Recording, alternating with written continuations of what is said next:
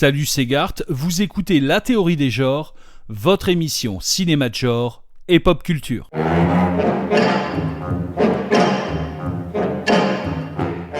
La Théorie des genres, épisode 14. Aujourd'hui, voir New York et mourir.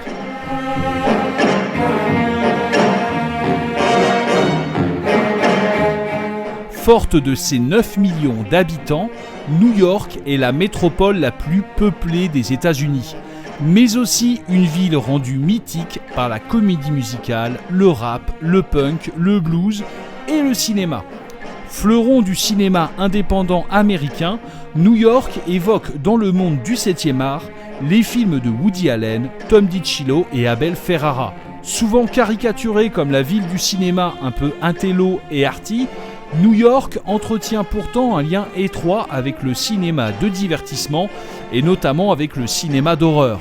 En effet, durant les années 1970 à 1990, le nombre de longs métrages horrifiques se déroulant à New York n'a cessé de croître, à tel point que l'architecture des bâtiments, leurs briques, leurs gargouilles et leurs mythiques échelles à incendie semblaient bien familières aux spectateurs. Mieux, tous ces éléments venaient à renouveler notre terrain de jeu favori, enrichissant la mise en scène des scènes de course-poursuite et des scènes de meurtre.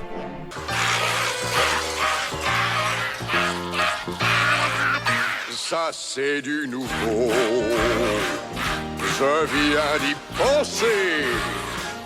Je veux partir à ta conquête, New York, New York. New York est surnommé The Big Apple, c'est-à-dire la grande pomme. Ce nom fait référence à ce qu'on pourrait appeler la plus belle part, c'est-à-dire l'idée selon laquelle, pour faire le meilleur profit, c'est à New York qu'il faut être. C'est certainement à ce vieil adage colporté par le jazz de Harlem dans les années 30 et 40 qu'ont pensé un certain nombre de producteurs de cinéma n'ayant pas trouvé leur marque au sein d'Hollywood et ayant pris la décision de monter leur propre production à New York. Il faut dire que La Grande Pomme a déjà marqué les esprits du cinéma fantastique avec le film King Kong de Cooper et Schoedsack en 1933, mettant en scène un gorille géant escaladant le mythique gratte-ciel de l'Empire State Building. Par ailleurs, dans les années 50, la ville de New York abrite déjà un grand nombre d'écrivains de science-fiction et depuis les années 70, elle compte de grands noms de la bande dessinée. Cet imaginaire foisonnant, auquel il ne manquait qu'une industrie cinématographique aussi puissante que celle d'Hollywood pour être matérialisée à l'écran, avait absolument tout pour inspirer les cinéastes les plus aventureux. Cependant, j'ai le sentiment que les nombreux films de genre new-yorkais que j'ai pu voir dans ma jeunesse ne s'étaient pas construits comme une sorte d'Hollywood de la côte Est. Outre leur budget plus réduit, ils portaient en eux une noirceur qui venait ternir la spectacularité habituelle des films de genre.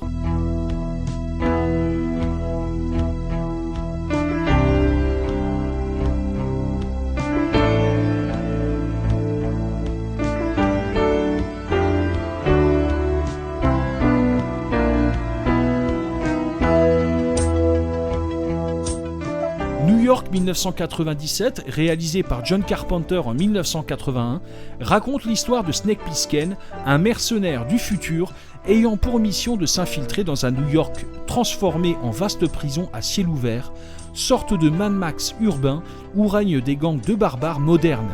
Dans ce film, punk et afro-gangsters sont devenus les nouvelles tribus dominantes de New York et ravivent un modèle de société archaïque à milieu de la société moderne américaine, où le chef de la ville, interprété par Isaac Hayes, se fait appeler le Duc, se divertit en regardant des combats de gladiateurs et se déplace toujours accompagné de son bouffon.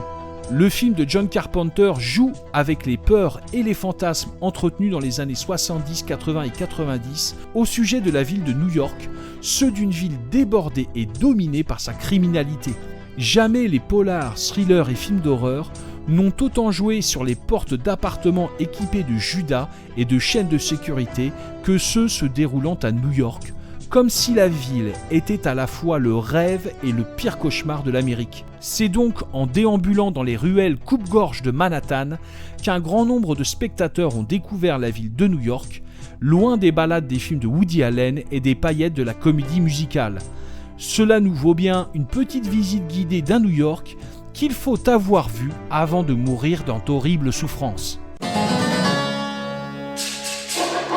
Le premier film auquel nous allons nous intéresser s'intitule Q, The Winged Serpent, ou en français Épouvante sur New York.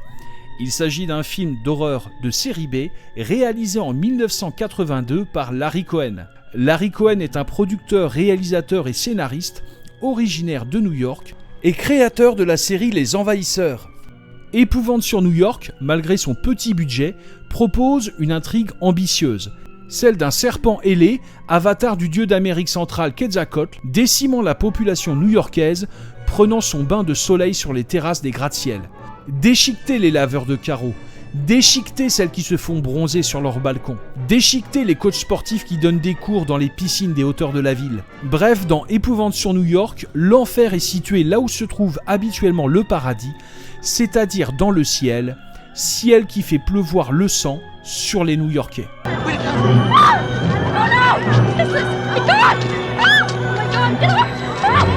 Avec sa créature gigantesque animée en stop motion, Épouvante sur New York fait immanquablement penser au King Kong de 1933 que j'évoquais dans l'introduction. Mais dans King Kong, l'aventure se déroule d'abord dans un lieu exotique intitulé Skull Island, île inconnue de la civilisation et habitée par des créatures fantastiques. Ainsi, le gorille géant de King Kong ne débarque qu'à la fin du film dans la ville de New York, dans laquelle il est rapporté par des explorateurs. Au contraire, Épouvante sur New York est une série B qui, pour des raisons budgétaires, est quasiment intégralement tournée en décor naturel dans New York. Cependant, la ville comporte de nombreux musées, notamment dédiés à l'archéologie et à l'anthropologie. Ainsi, pour Larry Cohen, il suffira de déporter l'attention de l'intrigue vers les réserves remplies d'artefacts mystiques des célèbres musées new-yorkais pour inventer une origine au monstre qu'il met en scène. Par la même occasion, il souligne qu'en quelque sorte, tout l'imaginaire qui a rendu l'île mystérieuse de King Kong possible est un imaginaire citadin, s'étant constitué en partie dans ces musées exposant des masques tribaux et des squelettes de tyrannosaures. Mais là où brille encore bien plus le film de Larry Cohen dans le lien qu'il entretient avec le King Kong de 1933, c'est dans l'inversion des points de vue entre humains et monstres lors de leurs affrontements. En effet, Cohen s'amuse à refaire la scène durant laquelle King Kong escalade l'Empire State Building, attaqué par des avions de l'armée. Sauf que dans Épouvante sur New York, la scène se déroule en haut du Chrysler Building et que ce sont les humains, incarnés par le commando de policiers mené par David Carradine, qui grimpent au sommet de l'immeuble pour tirer sur le serpent volant, véritable menace planante, faisant ici office d'avion à abattre. Outre l'inversion des points de vue, c'est également une inversion de la puissance et de la violence que va opérer Cohen dans Épouvante sur New York, comme lors d'une scène où le commando de policiers ouvre le feu de manière outrancière sur un inoffensif œuf de serpent géant, opérant avec satisfaction un massacre jubilatoire. Il y a en effet chez les hommes que filme Larry Cohen autant de prédation et de sauvagerie que dans son monstre gigantesque. Mais Larry Cohen n'est pas que réalisateur. Il est aussi producteur et notamment le producteur des premiers films de William Lustig, cinéaste marginal ayant débuté dans le porno et qui va contribuer à faire de New York l'une des capitales de l'horreur. En 1980, alors que Martin Scorsese tourne un film intitulé Raging Bull, inspiré de la vie du boxeur Jake LaMotta, l'oncle de William Lustig, Lustig, quant à lui, tourne Maniac, film ayant pour héros un serial killer interprété par Joe Spinell, en proie à des hallucinations.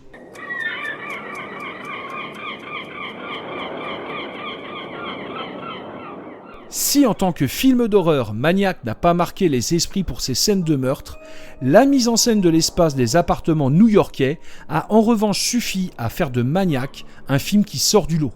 Par l'usage des mouvements de caméra, Lustig crée un environnement labyrinthique et redondant, figurant aussi bien une réalité urbaine qu'un espace mental propice au désœuvrement et à la folie.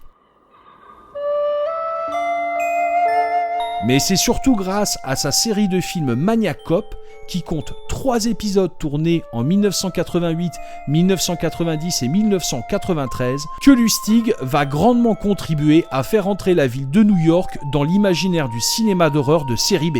En effet, avec Maniac Cop, Lustig va jouer sur la réputation sulfureuse de la ville de New York en termes d'insécurité et de violence. N'oublions pas que William Lustig est également le réalisateur du film Vigilante, sorti en 1983 avec Robert Foster et Fred Williamson, qui raconte l'histoire d'un modeste électricien new-yorkais intégrant un groupe d'autodéfense pour se venger du meurtre de sa famille par des voyous. On est en effet à l'époque des films sur la justice expéditive, initiés par le réalisateur anglais Michael Winner et l'acteur Charles Bronson avec la série de films Death Wish, dont le 3e opus se déroule d'ailleurs à New York, dépeint comme un champ de bataille ravagé par les gangs, assez proche du New York 1997 de John Carpenter. New York, a city pushed to the edge.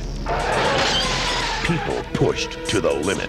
And no one... Il faut dire qu'à cette époque, la ville de New York traîne une réputation absolument désastreuse concernant sa criminalité. Cette réputation va peu à peu s'atténuer à la suite de la politique sécuritaire mise en place par le maire républicain Rudy Giuliani à la fin des années 90.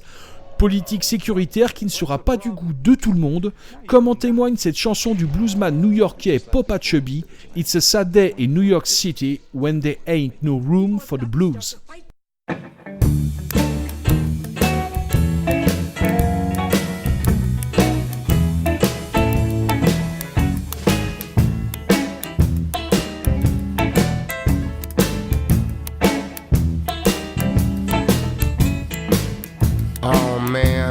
City ain't what it used to be, let me tell you. I can't make a dime here. I'm leaving, I ain't coming back no more. See, I woke up this morning, got out of my bed. There was a letter from my landlord, said you got no place to live.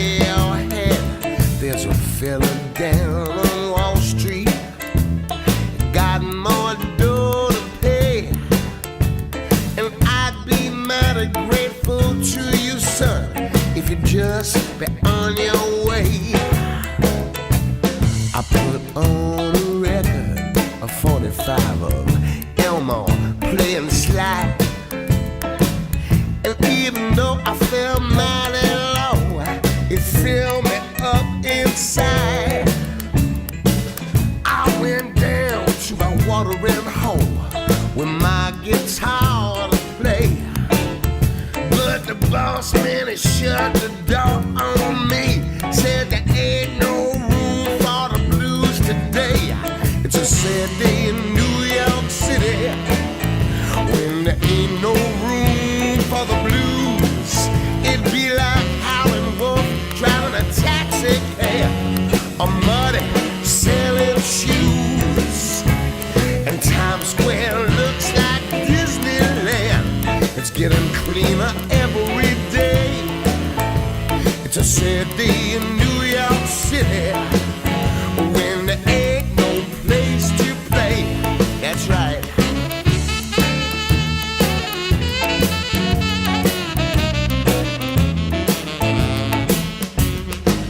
I went down to the station to hear the lonesome whistle blow, and then a flash came upon me. I thought I'd play my own subway train guitar show. I started strumming on my guitar, singing my lonesome song. You know the dollars fell like I could tell. I couldn't do no wrong, but the police didn't like no blues men, though you know they was wearing blue. Man, they took my guitar away from me. They locked me in the stew. The judge said that's $500 if you want your guitar back. I said, with all due respect, Your Honor, just stick it up Giuliani's crack. It's a sad day in New York City when there ain't no room for the blues. Be like Howlin' Wolf driving a taxi cab, or Muddy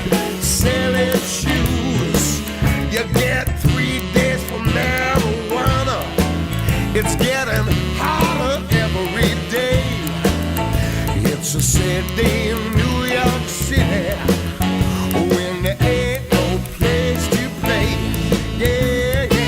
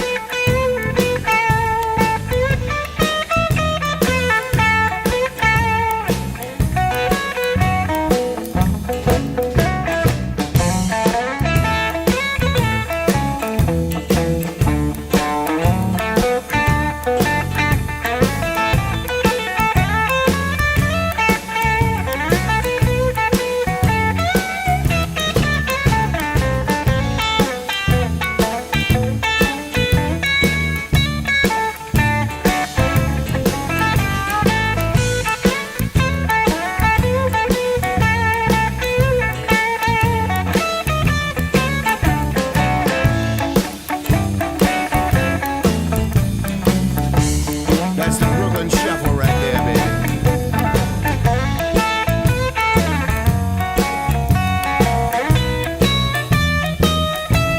Well, it's a sad day in New York City when there ain't no room for the blues. Be like Howlin' Wolf driving a taxi cab, or Muddy selling shoes. You get 3 days from now, and they let you go for crack. It just ain't right. It's a sad day in New York City. Lord, I want my city back. Well, it's a sad day in New York City when there ain't no place to play. Well, it's a sad day in New York City. Lord, there ain't no place to play. One more time. Give my regards to old Broadway. There ain't no place to play. That's right. Oh yeah. One more time. I'm going down to Willie's, man. I can't take this no more. Ha.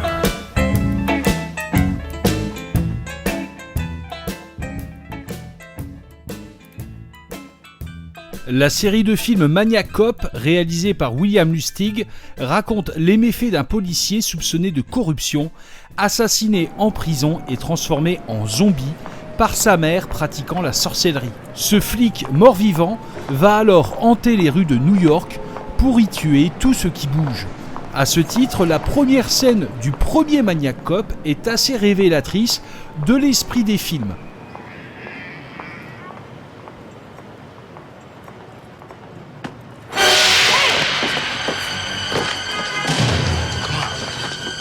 Give me your money, sweetheart. Yeah, we're talking to time. We're not.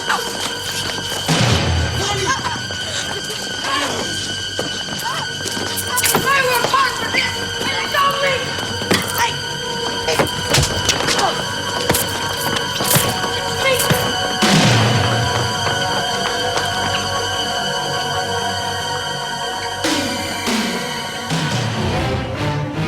Dans cette scène, nous découvrons une jeune femme s'aventurant la nuit dans une rue malfamée de New York. Surgissent alors deux loupards qui tentent de l'agresser. Mais la jeune femme ne se laisse pas faire et réagit immédiatement par une série de coups. Fuyant ses agresseurs, la jeune femme tombe nez à nez sur Maniac Cop, à qui elle demande de l'aide. Mais le flic zombie va se faire un plaisir de s'en prendre aussi bien à la jeune femme qu'à ses deux agresseurs.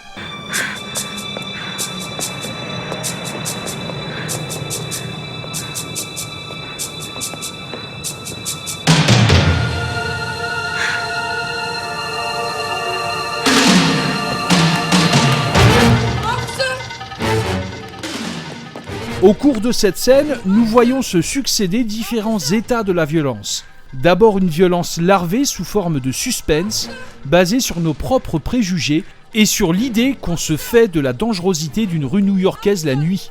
Puis vient une violence incarnée par la criminalité et la jeunesse, tel qu'on a l'habitude de voir dans la rubrique des faits divers. Mais le film prend les devants sur nos attentes et met en scène la violence d'une victime qui semble, si ce n'est habituée, en tout cas tout à fait préparée à se défendre. Enfin, cerise sur le gâteau, nous avons Maniac Cop qui incarne quant à lui la violence du fantastique et de la fiction, reposant sur des codes qui lui sont propres et déconnectés des contingences de la vie new-yorkaise. En effet, dans cette scène, les différentes formes de violence mises bout à bout ne s'articulent pas forcément. Par exemple, l'une n'explique pas forcément l'autre, comme dans une démarche visant à démontrer les mécanismes de la violence animant la dangerosité de la vie nocturne new-yorkaise. Dans Maniac Cop, les différentes formes de violence sont différenciées, puis mises en concurrence. Elles s'accumulent, chacune en remettant une couche sur l'autre, comme pour en rendre la lecture plus opaque, plus complexe, mais également plus ludique. Car bien sûr, parler de violence dans un film comme Maniac Cop devient problématique. La violence que diffuse le film fonctionne aussi bien pour un mal ayant pour référence le réel que pour un mal issu du fantastique, tout à fait artificiel et assumé comme tel. On peut prendre pour exemple la scène clé du 2e épisode de la série, durant laquelle Maniac Cop se fait inviter par un serial killer qui pense avoir trouvé dans le flic zombie une sorte d'alter ego.